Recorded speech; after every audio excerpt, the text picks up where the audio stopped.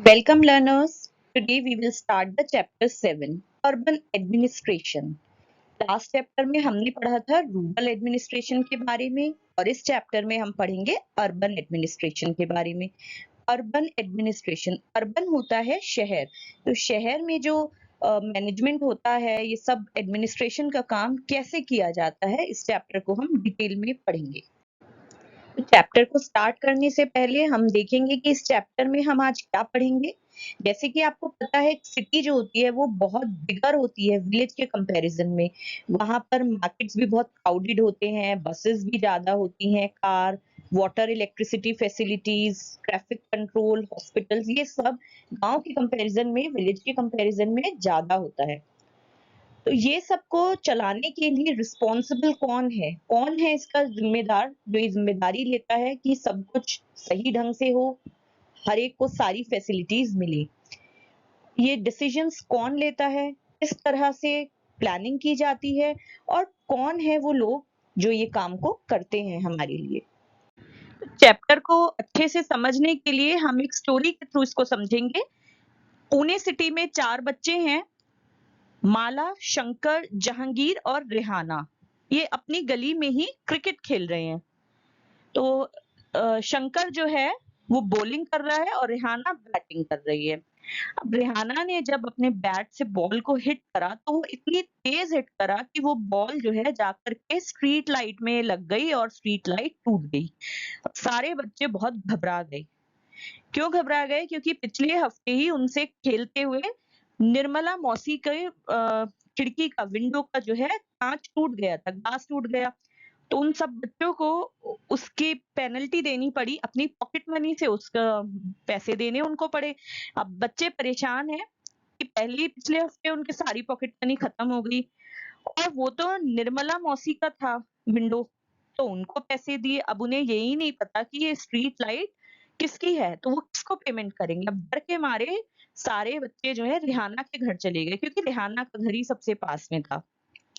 और रेहाना की मदर को जाके उन्होंने सारी बातें बताई। तब रेहाना की मदर ने बोला कि उन्हें बहुत ज्यादा तो नहीं पता, हाँ लेकिन वो यास्मीन खाला के पास जा सकते हैं, क्योंकि वो अभी अभी म्युनिसिपल कॉर्पोरेशन से रिटायर्ड होकर आई है, तो वो शायद तुम्हारी कुछ हेल्प कर सके। सारे बच्चे जो है चले जाते हैं यास्मीन खाला के पास और उनको जाके सब पूरी डिटेल वो अपनी बताते हैं। अब बच्चे जब यास्मीन खाला के पास पहुंचे तो उन्होंने बताया कि जो म्युनिसिपल कॉर्पोरेशन है ये कोई सिंगल पर्सन नहीं है, बल्कि ये तो एक पूरी ऑर्गेनाइजेशन है जो कि रिस्पॉन्सिबल है हमारी स्ट्रीट लाइट्स के लिए, गार्बेज कलेक्शन के लिए, यानी हमारे घरों से जो कूड़ा निकलता है या सड़कों पर जो कूड़ा होता है उसको प्रॉपर उसकी सही जगह पर डिस्पोज करना, वाटर सप्लाई जो घर में और सब जगह पानी आता है उसकी सप्लाई को देखना, और मार्केट और सड़कें ये सब को क्लीन रखना, ये किसकी रिस्पॉन्सिबिलिटी है? म्युनिसिपल कॉर्पोरेशन की। तो जो स्ट्रीट लाइट बच्चों ने तोड़ी है वो किसको बिलोंग करती है? म्युनिसिपल कॉर्पोरेशन को। और इसको रिस्पॉन्सिबल ये भी है म्युनिसिपल कॉर्पोरेशन की सिटीज जो है साफ रहें, ताकि सिटीज में कोई बीमारी न फैले, जैसे महामारी न फैले, जैसे मलेरिया, डेंगू अक्सर रेनी सीजन में हो जाता है।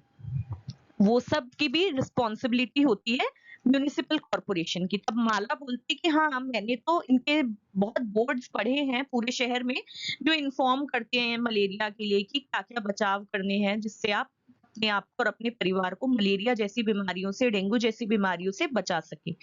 फिर खाला ने उनको बताया कि ये तो जो स्कूल्स होते हैं, government school, hospitals, dispensaries, garden या पार्क किसी शहर में बनाना और उनको मेंटेन करना, ये भी म्युनिसिपल कॉर्पोरेशन का ही काम होता है। और बिग सिटीज में इसको क्या बोलते हैं? Municipal corporation. जैसे इनका है, क्योंकि ये पुणे शहर का बताया गया है केस, म्युनिसिपल कॉर्पोरेशन, और स्मॉल टाउन में, छोटे शहरों में इसको बोला जाता है म्युनिसिपल काउंसिल।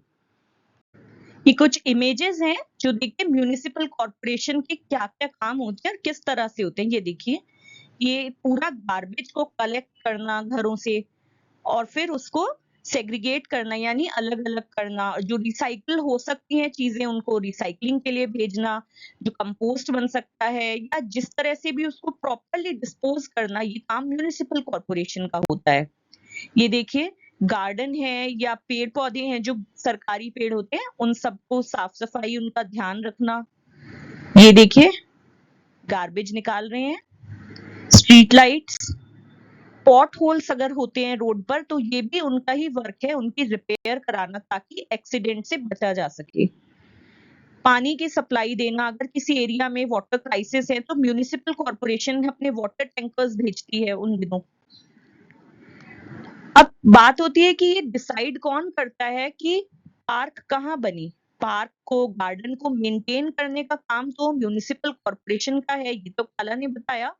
लेकिन ये डिसाइड कौन करता है कि कोई पार्क किस एरिया में कहाँ पर बनना है। अब देखिए सिटीज जो होती हैं वो बहुत बड़ी होती हैं, तो जो म्युनिसिपल कॉर्पोरेशन होती है उसका काम भी बहुत ज्यादा होता है और उसको बहुत सारे डिसीजंस लेने पड़ते हैं और बहुत सारा काम करना पड़ता है ताकि हमारा शहर साफ रहे और सुंदर लगे। तो ये सब डिसीजन लेते हैं वार्ड काउंसलर। कैसे डिसीजन लिए जाते हैं जो वार्ड काउंसलर लेते हैं, जैसे कोई नया पार्क कहाँ बनना है, नया हॉस्पिटल कहाँ पर बनना है। फिर है वार्ड काउंसलर और एडमिनिस्ट्रेटिव स्टाफ। अब बच्चे पूछते हैं वार्ड काउंसलर क्या होता है। तो देखिए सिटी है, अब सिटी बहुत बड़ी होती है ना। तो अब उस सिटी को अच्छे से काम वो कर सके तो जो एरिया होते हैं सिटी के उनको वार्ड्स के नाम दिए जाते हैं, मतलब उनको वार्ड्स में बांट दिया जाता है। Ward 1, ward 2, ward 3, ward 4, ward 5, ward 6, ऐसे करके बहुत सारे वार्ड्स होते हैं। तो हर वार्ड का एक वार्ड काउंसलर होता है। जैसे हमने पढ़ा था, जो हम अपना रिप्रेजेंटेटिव को सिलेक्ट करके भेजते हैं तो वो वार्ड काउंसलर होते हैं। ये हमारे एरिया को रिप्रेजेंट करेंगे हमारे बिहाफ पर। अब वार्ड काउंसलर कौन होता है? अब जैसे आपको बताया कि सिटी क्योंकि इतनी बड़ी होती है, उसमें सारे काम बहुत अच्छे से हो सके तो उसको वार्ड में डिवाइड कर दिया जाता है और वार्ड काउंसलर को इलेक्ट किया जाता है। तो डिवाइड किया जाता है ताकि छोटे-छोटे टुकड़ों में करके काम को बहुत अच्छे से और इजीली, आसानी से किया जा सके। हर वार्ड का एक वार्ड काउंसलर होता है। जैसे आपकी क्लास में एक क्लास लीडर या क्लास मॉनिटर होता है जिसको इलेक्ट किया जाता है। तो कुछ डिसीजंस इतने कॉम्प्लिकेटेड होते हैं जिनका असर पूरे शहर पर देखने को मिलता है। तो ऐसे जो डिसीजंस होते हैं वो ग्रुप ऑफ काउंसलर्स यानी सारे वार्ड के काउंसलर्स मिलके लेते हैं, कमेटी बनाकर के वो डिसाइड करते हैं और फिर उस पर डिबेट करते हैं कि अगर हम ये काम ऐसे करेंगे तो इसका क्या फायदा होगा या क्या नुकसान होगा, या नहीं करेंगे तो क्या होगा। तो वो सारे डिसीजंस, बहुत कॉम्प्लिकेटेड डिसीजंस जो होते हैं वो लेते हैं ग्रुप ऑफ काउंसलर्स। जैसे कॉम्प्लिकेटेड डिसीजन, अगर कोई मान लीजिए बस स्टैंड है किसी एरिया में, किसी शहर में, उसको रेनोवेट करना है या उसको भीड़ भाड़ वाला कोई मार्केट है वहां सफाई करवानी है, तो वो आता तो मान लीजिए वार्ड 1 में है, लेकिन अगर वो इस तरह का कोई काम करेंगे तो उससे केवल वार्ड 1 इफेक्ट नहीं होगा, पूरा शहर इफेक्ट होगा। तो ऐसे डिसीजंस के लिए उनको सारे वार्ड काउंसलर्स के साथ बैठ करके मीटिंग करनी पड़ती है, कमिटी बनानी पड़ती है, तभी वो इस तरह का कोई डिसीजन ले सकते हैं। लेकिन जब प्रॉब्लम आपके अपने वार्ड में हो, वार्ड माने आपके अपने एरिया में हो, तो लोग जिस एरिया में रहते हैं, जिस कॉलोनी में या जिस मोहल्ले में लोग रहते हैं, तो वो सारे मिल करके अपने काउंसलर को कांटेक्ट करेंगे और फिर वो जाके उसकी प्रॉब्लम को सॉर्ट आउट कराएंगे। जैसे कि अगर किसी के एरिया में कुछ डेंजरस जो इलेक्ट्रिकल वायर्स हैं वो नीचे लटक रहे हैं, तो आप अपने लोकल काउंसलर को बोल के वो उनको इलेक्ट्रिसिटी अथॉरिटी को जाकर के कंप्लेन करके उसको काम को ठीक करा सकते हैं। तो ये काम तो आपका वार्ड काउंसलर खुद करा सकते हैं क्योंकि इसमें पूरा शहर इफेक्ट नहीं हो रहा है। लेकिन अगर कोई बस स्टैंड है या कोई भीड़-भाड़ वाला मार्केट है, उससे पूरा शहर इफेक्ट होगा, तो वो अकेले वार्ड काउंसलर नहीं करवा सकते हैं। वो ग्रुप ऑफ काउंसलर ही करेंगे।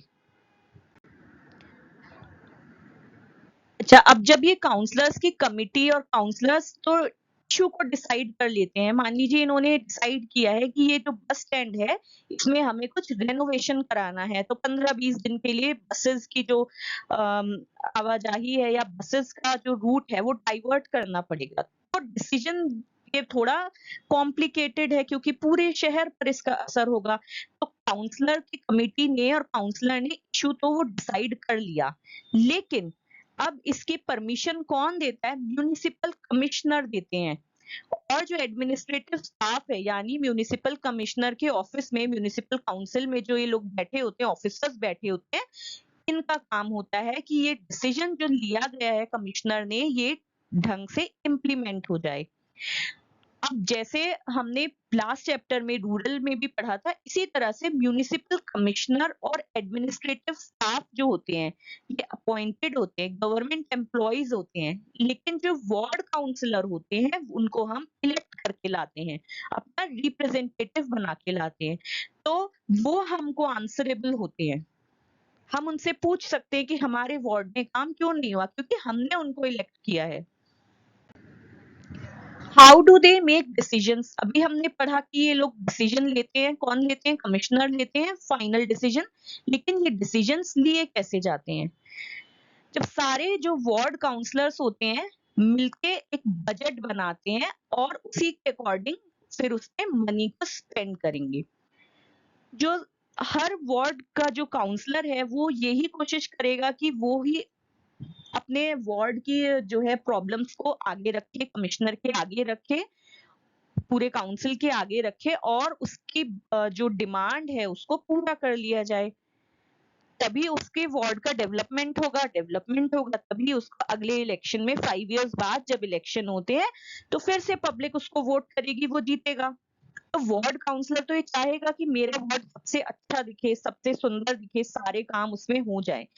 अब लेकिन जो बजट होता है म्यूनिसिपैलिटी के पास, तो वो एक लिमिटेड बजट होता है, वो किसी एक वार्ड में सारा बजट अपना स्पेंड नहीं कर सकते हैं, उनके पास बहुत सारे वार्ड्स हैं, तो सबको उनको थोड़ा थोड़ा बजट सैंक्शन करना पड़ता है। अब वो बजट कैसे किसको सैंक्शन करें, किसी को ज्यादा किसी को कम, ऐसे तो नहीं कर सकते हैं।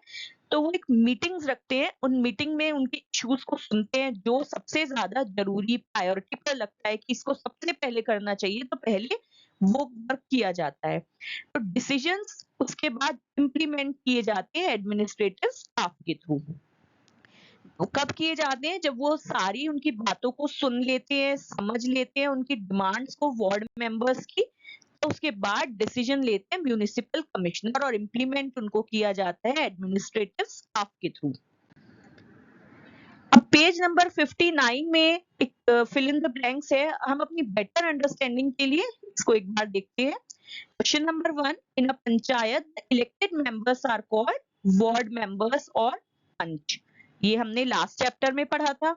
City is divided into several wards. In a municipal corporation, the elected members are called councillors. Municipal corporation में जो elected members आते हैं उनको councillors कहा जाता है। A group of councillors deal with the issue that affect the entire city. Councillors का group तभी डिसीजन लेता है इशू में जिसमें कि पूरा सिटी इफेक्ट होता हो। Elections are held once in every 5 years for the panchayat as well as for the municipality.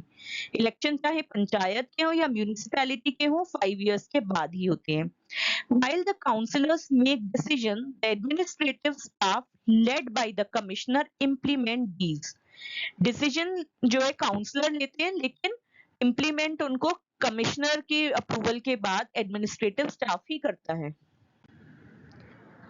अब बात हमने की थी कि बजट की, कि बजट सैंक्शन होता है उसके बाद काम होते हैं, तो बजट के लिए मनी कहाँ से आता है म्यूनिसिपल कॉर्पोरेशन के पास? वो मेन सोर्स है उनका टैक्सेस। जिनके पास घर होते हैं उनको टैक्स देना पड़ता है, वाटर टैक्स, हाउस टैक्स। जितना बड़ा घर होता है उतना ज्यादा उसका टैक्स होता है। तो जो कॉर्पोरेशन है वो अपना जो टोटल उनका रेवेन्यू यानी जो टोटल इनकम है वो प्रॉपर्टी टैक्स से 25 से 30% तो उनकी इनकम प्रॉपर्टी टैक्स से ही आ जाती है। बाकी टैक्सेस भी होते हैं, शॉप, होटल एटसेट्रा। जब आप घर खरीदने जाते हैं तो आपको टैक्स देना पड़ता है।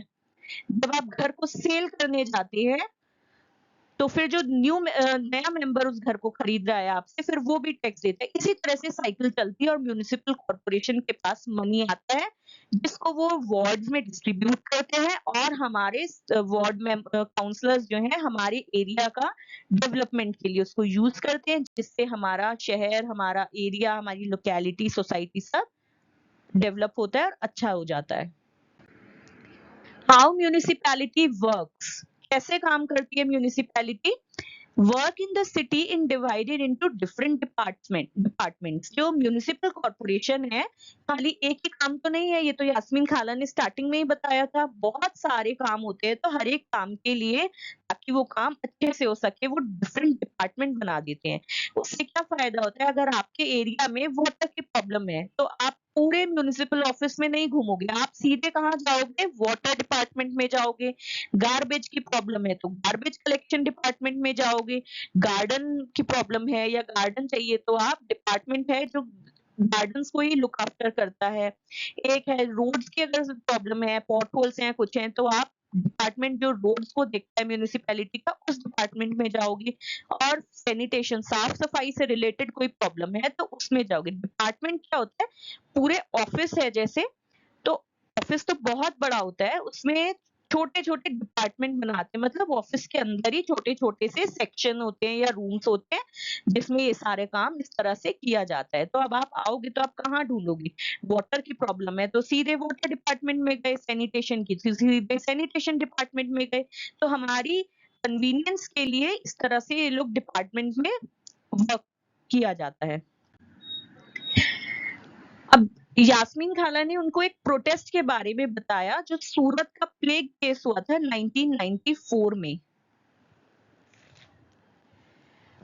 गार्बेज जो है, आपने देखा होगा, हमारे यहाँ भी कई बार सड़कों पर पड़ा रहता है, उस पर डॉग्स भी आके बैठ जाते हैं, फ्लाइज, रैट्स, ये सब होता है। तो पहले सूरत में गार्बेज ऐसे ही रहता था। काफी लोग इसकी स्मेल से ही बीमार हो गए, क्योंकि बहुत ही गंदी स्मेल होती है। फिर गंगाबाई और काफी वुमेन को लेकर उन्होंने काउंसलर के घर के बाहर जाके प्रोटेस्ट किया।